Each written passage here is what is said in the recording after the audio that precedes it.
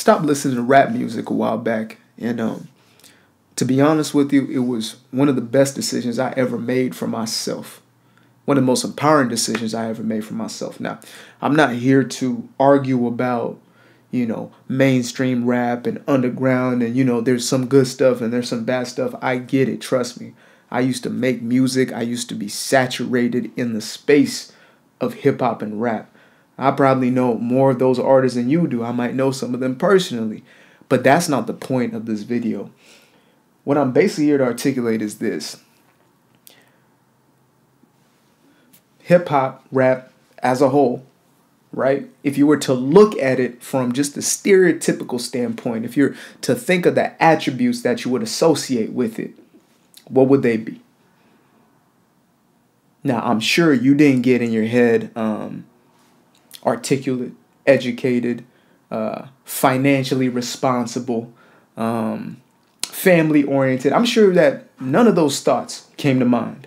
As a matter of fact, I'm almost certain that the exact opposite popped up. Even if you're somebody who is a huge fan of the space and you were like a J. Cole fanatic like I was, etc., I'm sure that you even think to yourself, man, if I'm to just think about what's like the stereotype of hip-hop, what's the stereotype of rap, it's not looking so good.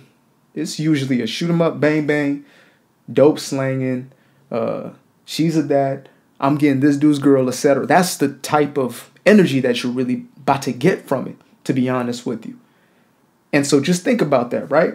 If the first thought that comes to mind about a specific thing is already negative off top, is already something that's not constructive, then for me as an individual who does value growth, who values moving up in life mentally, physically, emotionally, etc., then it was something that no longer served a purpose. It no longer had its place. And I used to make a lot of excuses for it because I was in the space. I used to make excuses that, well, first, it's entertainment. It's just art. However, music is one of the most powerful drugs in the world. It is a sedative. It is one of the only things that's allowed into your subconscious brain without your permission. That means all the messages you're hearing all day long are becoming a part of your thought process and therefore affecting the way that you move, the way that you speak, the way that you act continuously. And I can definitely stand behind that because I was the type of kid who wasn't into any activities. I got into high school. I just wanted to play ball. At 5'0", I wanted to play ball and get good grades. I just wanted to keep my head on straight. But I used to saturate my mind with specific messages that made me susceptible and made it easy for me to fall into that lifestyle. And so I found myself doing everything opposite to what I truly believe, everything opposite to how I was raised, in an African household, born in Zimbabwe, going to South Africa, and then moving to the U.S. None of these things were really a part of our culture. And yet I adopted them so quickly. I adopted them without real thought, without any intentionality, because my mind was already prepped. My mind was already primed for this, right? To smoke dope, to sell dope was already in my psyche. And these messages were something I would listen to every single day. And it was that specific music that I would inundate myself with. Now, yes, I did mix things up. I would listen to a J. Cole, I would listen to a Kid Cudi, etc. But even in that, you find that even the biggest mainstream artists who are trying to do something different within hip-hop or rap music, they still have to give a little bit to their audience of what they're used to, right? They don't fully go out and make it different. Like they're not about to come out with a grassroot. They're not about to come out with a grassroots tune. That's not talking about the same themes at the very least. Like the sound might be a little different. The beat might be mixed up, but they're about to throw in some messages about, creeping in the bushes and sneaking up on their dude before they rob him, whatever, right? Even J. Cole, my favorite artist by far, bar none, behind the Bee Gees, of course. Even him, I started listening to some of the songs and it's like, wait a minute. I know he's using analogies, but still talking about some of the same subject matter. And that's not to criticize or ridicule, but it's to point out that this specific space, this specific genre just has certain components to it that it can't let go of. And most of those, if not all of those themes, are destructive themes. They are self-destructive. They are otherly destructive.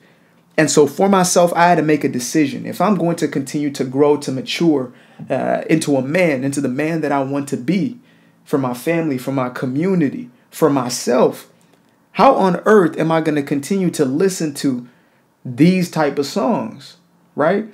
Like if I was to think about it, imagine if I wanted a couple up and marry an individual who was listening to, the City Girls and Meg Thee Stallion all day. Just think about the mentality that would be coming from that individual. They wouldn't exactly be primed for family. I tell you that. If that was how they were living, that's how, they saw the world, that was their perspective of life, ain't no family in there. Therefore, if I'm over here and I'm listening to 21 and I'm listening to, even Nipsey at the time, right? RP to a legend. But if we go back into the music of any individual who has, unfortunately had that type of fate, we will see the exact same story time and time again. We will see the exact same parallel stories of an individual who had a specific message. They talked about specific themes. They lived and moved in a specific way and continue to talk about those things, right? Attracting that upon themselves. Because the words that we speak and the way that we move creates our lives, and you attract what you are, not just what you want. They might have talked about wanting the money and the fame and this and that, but they were moving in ways that were destructive. And so for myself, I have empathy around it because I understand what it is to be in that place. I understand what it is to be in a mentality where you're so saturated and inundated with messages that are toxic, messages that work against your own best good. Like, I understand what it is to be in that place. I do. I get it. Trust me. I used to believe that that was my truth. I used to believe that was my gospel. I promise you that. I literally used to say, if this takes me out, then let it take me out because I'm about it. I'm about that life. But when I really came down to it and I had to face myself in a mirror, literally and metaphysically, I guess you would say, I said, this ain't for me. The life that I want to build, after 6.5 years in that lifestyle, I said, there's no way that I'm going to become the man that I want to be. There's no way I'm about to become the individual that I want to be if I continue to live the way I'm living. And what the soundtrack was to that, unfortunately, was hip hop. Unfortunately, it was rap music. It was the mainstream sound of the day. And so for me to renew my mind, I had to separate myself completely. It's like, think about this, right? If you're looking to endeavor upon a weight loss journey, you're trying to lose 50 pounds, and you have been addicted to cookies, and you know that cookies are not going to get you to the goal of losing 50 pounds, what are you going to do about cookies? Like, if you're serious about losing that 50 pounds, are you going to keep the cookies around? Are you going to keep the cookies on the table? Are you going to just keep a few cookies on you at a time? No, you're going to fully eradicate them cookies from your life if you are serious about losing that 50 pounds. And if you know that the 50 pounds is there because of the cookies. And so for me, my cookies was hip hop. My cookies was the rap music. I realized that 80% of these destructive messages were coming from 20% of what I was listening to. And that 20% was the rap and the hip hop. And so even if I was listening to a little bit of it, it was just enough to taint my mind. Just enough to taint my mind. It was just enough to lead me astray. A little bit, just enough to have me thinking thoughts that I necessarily didn't want to entertain, that were not productive, that were not serving my highest purpose. And so, even as a young black man who fit the stereotype completely at the time, I stopped listening to that music. I stopped feeding my spirit that type of energy because, frankly, all of this is energies. Right? All of these are frequencies. Music as a frequency. There's a vibration to it. Therefore, it has an effect on the human psyche. It has effect on the human soul. Your mind is emitting frequencies externally, internally. I'm not going to get too deep into that, unless you're trying to get real deep. I got some articles around it. But basically what I'm leaving it at is this. You are feeding yourself each time you listen to a message. When you're listening to this right now, you're feeding yourself data. You're feeding yourself a message that is going to stick and linger in your psyche, in your subconscious mind. And if you continue to listen to a certain type of message, you continue to have more of those type of thoughts. And eventually, those become your automated thoughts, which lead to your actions, your automatic or your autopilot actions. So the way in which we move, we might not even know why we're acting differently at one point in time, right? We might have spent 3 years listening to something, and all of a sudden we're acting completely out of character, not realizing it was the content we inundated ourselves with. And I'd done this not just with rap music. I'd done this with, red pill content and different stuff that's out there. But this was the most prolific and the most obvious. And I really had to be honest with myself. Yes, I know the beats are banging. Yes, I know the 808's smacking. Yes, I know that these are absolute bangers and slappers. I live in the Bay Area. Trust me, I get it. The music is happening out here. But at the end of the day, I said, do I care more about being entertained, or do I care more about elevation? Do I care more about becoming? Do I care more about being all that God has me to be? Which one? Which one matters more?